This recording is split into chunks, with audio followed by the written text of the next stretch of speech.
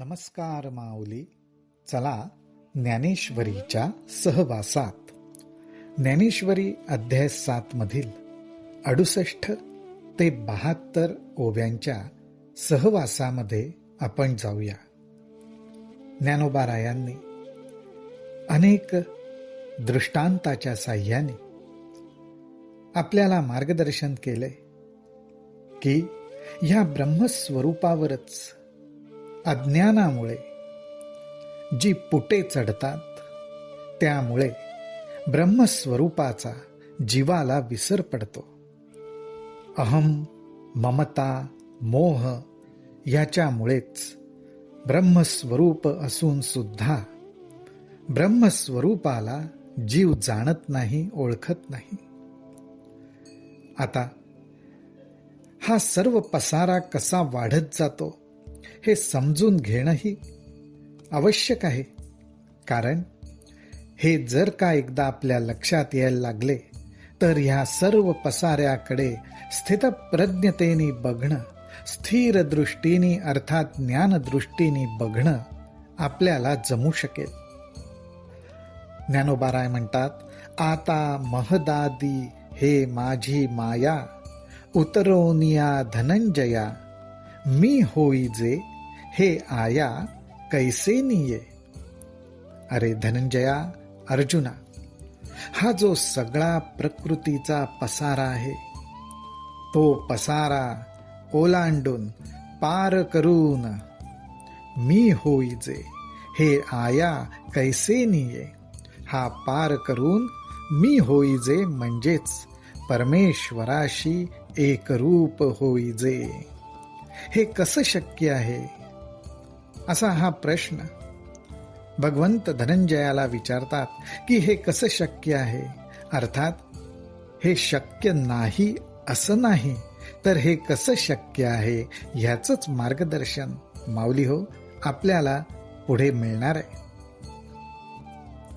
जिये ब्रह्माचळाचा आधाडा, पहिलिया संकल्प जळाचा उभडा, सवेंची महाभूतांचा बुडबुडा साना आला. या ठिकाणी ब्रह्माचळाचा आधाडा, ब्रह्मस्वरूपाला अचळाचा आधाडा, अर्थात एका पर्वताची उपमा ज्ञानोबारायांनी दिलेली आहे. आणि हा पर्वत कसा आहे तर अचळ आहे, अत्यंत स्थिर आहे. ह्या ब्रह्मरूपाला पर्वताची उपमा दिल्यावर पुढे ज्ञानोबाराय म्हणतात, पहिलिया संकल्प जळाचा उभडा, सवेंची महाभूतांचा बुडबुडा साना आला. ह्या ब्रह्मरूपी पर्वताला सर्वप्रथम एक जो संकल्प उमटला, तो संकल्प हाच की मला अनेक व्हायचंय. अहम बहुस्याम प्रजा येय, मला एकाला अनेक होऊन माझ्या स्वतःचाच अनुभव घ्यायचा आहे. असा संकल्परूपी जळाचा जणू काही एक उभडा, म्हणजेच जणू काही एक पाण्याचा झराच उसळला आणि त्याबरोबर सवेंची महाभूतांचा बुडबुडा साना आला. आणि तो जळाचा झरा उसळल्याबरोबर सवेंची त्याबरोबरच अनेक महाभूतांचा बुडबुडा उठला आणि त्याच्यातूनच ही संपूर्ण जीवसृष्टी प्रगट व्हायला लागली. या ठिकाणी ब्रह्मचळाचा आधाडा म्हटलेलं आहे. त्या ठिकाणी आपल्याला असं लक्षात येतं की ज्ञानोबाराय म्हणतात की हा ब्रह्मरूपी पर्वताचा तुटलेला कडा, परंतु ब्रह्म हे अखंड आहे, अचळ आहे, त्याचा कडा कसा तुटू शकतो. परंतु अज्ञानामुळे जीव स्वतःला जे या ब्रह्मस्वरूपापासून वेगळं समजतो, ते वेगळं समजणं हाच तो अज्ञानरूपी तुटलेला कडा.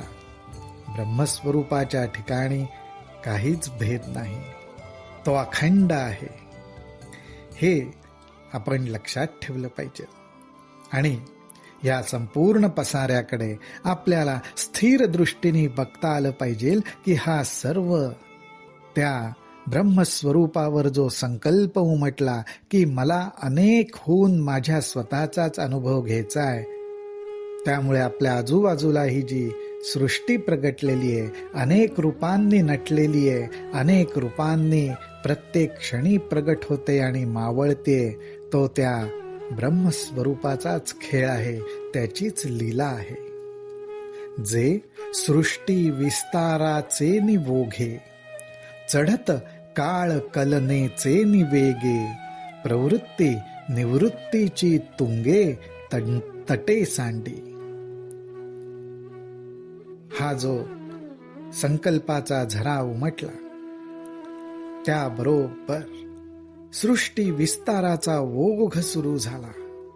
प्रचंड प्रमाणात सृष्टीचा विस्तार होत गेला आणि जसजसा काळ वाढत चाललाय तसतसा त्या काळाच्या गतीने हा सुद्धा ओघ चढतच चाललाय, वाढतच चाललाय. ह्या सृष्टी विस्ताराचा वेग असा की त्या वेगामध्ये प्रवृत्ती तुंगे, निवृत्ती तुंगे, म्हणजे जणू काही प्रवृत्ती म्हणजे विषय, विकार, वासना, ह्या दृष्टीने जीवाची जी धावती प्रवृत्ती व त्या धावेपासनं विषयांकडे जाणारी जी धाव आहे, त्याच्या विरुद्ध दिशेने प्रवाह म्हणजे मोक्षाकडे, निवृत्तीकडे, असे जणू काही दोन तट, तुंगे, तटे, सांडी. पण हे दोन्ही तट सुद्धा पार करून हा सृष्टी विस्तार वाहू लागलाय, ओघे वाढत गेलाय, चढत गेलाय, वाहत राहिलाय.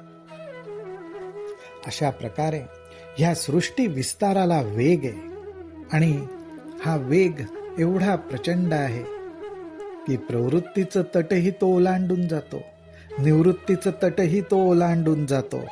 आणि हे सगळं कशामुळे घडतं तर जे गुणघनाचे नि वृष्टी भरे, भरली मोहाचे नि महापुरे, घेऊनी जात नगरे यमनियमांची. या सृष्टीचा जो विस्तार आहे त्याचा एक महत्वाचा सिद्धांत आपल्याला ज्ञानोबा इथे सांगतायत. ते म्हणतात हा सृष्टीचा विस्तार कशामुळे होतो, हा विस्तार होऊन हा प्रवाह एवढ्या चढत्या वाढत्या क्रमाने कसा काय प्रवाहित झालेला आहे, तर त्याचं कारण एकच, जे गुणघनाचे निवृष्टी भरे. जे ढग आहेत ते ढग कशाने भरलेले आहेत तर गुणांनी भरलेले आहेत, अर्थात त्रिगुणांनी भरलेले ढग. आणि त्या ढगांमधून अखंड होणारी वृष्टी, अखंड पाऊस पडतोय. गुणांनी भरलेले ढग आहेत आणि पाऊस कशाचा पडतो तर त्रिगुणांचा पडतो. आणि त्या त्रिगुणांमुळे या सृष्टीमध्ये सतत महापूर आलेला आहे. तो महापूर कशाचा तर मोहाचेनी महापुरे, घेऊनी जात नगरे यमनियमांची. या सृष्टीरूपी नदीला, ज्याला माया नदी म्हटलेलं आहे, त्या माया नदीला मोहाचा सतत महापूर आलेला आहे. कारण त्रिगुणांचा वर्षाव होतोय. माऊलींनी आपल्याला ही कल्पना करायला सांगितली, ही उपमा देऊन आपल्याला ही कल्पना करायला सांगितली की आपल्या सुद्धा जीवनामध्ये जो सृष्टीचा विस्तार झालेला दिसतोय, तो विस्तार कशामुळे झाला तर त्रिगुणांनी भरलेल्या ढगामुळे झाला. त्याच्यातून मोह निर्माण झाला, ममता निर्माण झाली आणि तो पूर वाहतच चाललाय.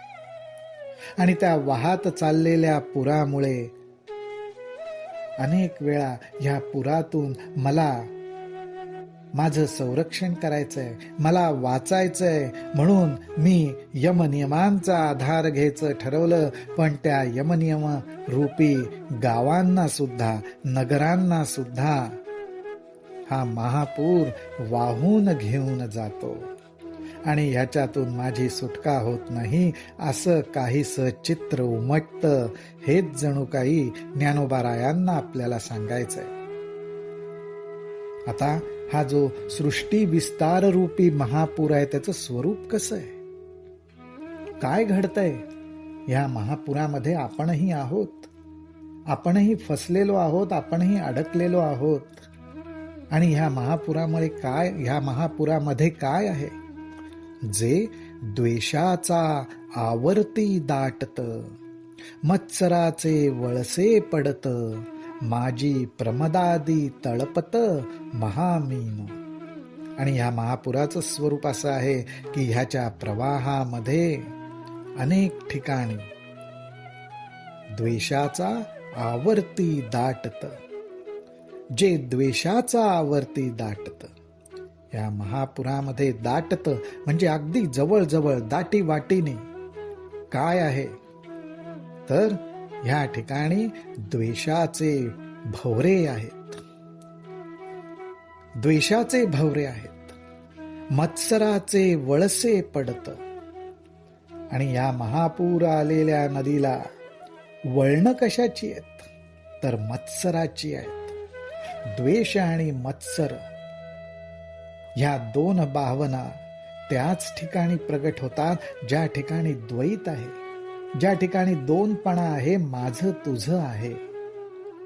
ज्या ठिकाणी माझं तुझं आहे त्या ठिकाणी द्वेषाचे भोरे आणि मत्सराची वळणं लागतात. ती वळणं आणि ते भोरे या सृष्टीरूपी माया नदीच्या प्रवाहात जागोजागी आपल्याला दिसतात. आणि त्याच्यातच जणू भर म्हणून महामीन म्हणजे मोठमोठे मासे आहेत. आणि हे मासे सुद्धा आपलं अस्तित्व जाणवू देत आहेत, ते तळपतायत. आणि हे मासे कसले? माझी प्रमदादी तळपत महामीन. प्रमदादी, प्रमदादी म्हणजे काय तर मुद्दामून संतांनी जी शिकवण दिली आहे, साधू ऋषी मुनी शास्त्राच्या आधाराने आपल्याला जे शिकवण्याचा प्रयत्न करतायत, सावध करण्याचा प्रयत्न करतायत, मुद्दामून त्याच्या विरोधात वागायचं, मुद्दामून त्याच्या विरोधात प्रचार करून हा जीव अजून कसा भरकटेल ह्याची काळजी हे महामीन घेतात. असं वर्णन ज्ञानोबारायांनी ह्या ठिकाणी केलेलं आहे. अर्थात ज्ञानोबाराय आपल्याला ह्याच्यातून कसं वाचायचंय, आपण कसं वाचू शकतो हे सुद्धा मार्गदर्शन करणारच आहेत. पण माऊली हो, त्या अगोदर ह्या सृष्टीरूपी माया नदीचं स्वरूपही आपल्याला समजलं पाहिजे, म्हणजे त्यामुळे आपल्याला लवकरात लवकर सावध होता येईल. रामकृष्ण हरी, रामकृष्ण हरी, रामकृष्ण हरी.